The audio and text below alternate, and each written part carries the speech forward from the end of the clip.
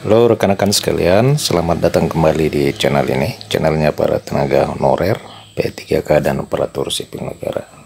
Video kali ini rekan-rekan kita akan membahas terkait dengan berita yang diterbitkan oleh media jpnn.com terkait dengan pemenuhan formasi P3K pada tahun 2023 ini.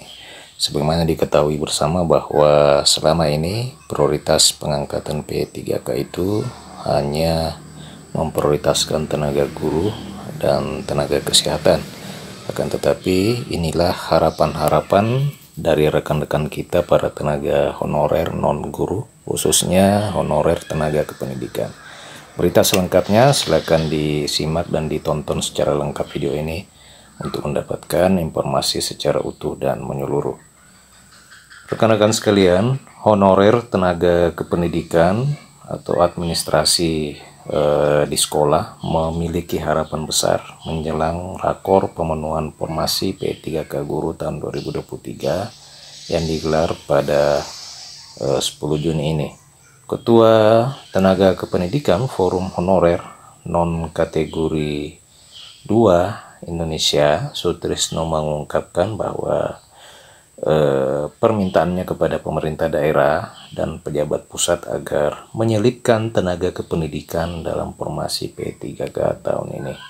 Ia menyebutkan bahwa kalau boleh berikanlah sedikit formasi P3K 2023 itu untuk honorer tenaga pendidikan juga. Oleh karena sudah 2 tahun ini hanya bisa menonton rekan-rekan para tenaga honorer guru ikut seleksi dan diangkat menjadi P3K. Ia menyampaikan masa berlaku honorer hanya sampai dengan 28 November tahun 2023. Dengan demikian, honorer tenaga kependidikan ini akan dibawa kemana bila tidak diberikan formasi P3K tahun 2023. Sutrisno pun yakin Kementerian Pendidikan paham betul soal tenaga kependidikan. Guru dan tenaga kependidikan itu adalah satu paket dan tidak dapat dipisahkan. Sejak awal rekan-rekan sekalian, Forum Honorer non kategori 2 ini mengusulkan program 1 juta P3K pada 2018 sebenarnya untuk tenaga kependidikan juga. Akan tetapi sampai dengan saat ini tenaga kependidikan ini seakan-akan dilupakan, sehingga pemerintah hanya fokus mengangkat tenaga guru saja di dalam seleksi dan pengangkatan para tenaga honorer menjadi P3K.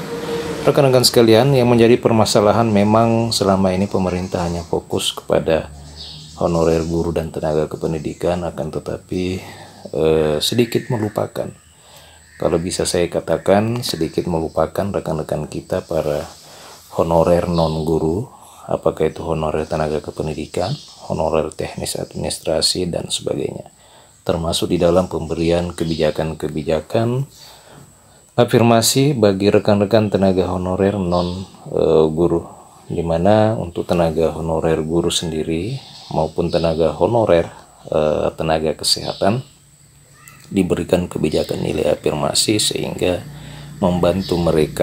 sedikit membantu mereka untuk dapat lolos di dalam seleksi penerimaan P3K.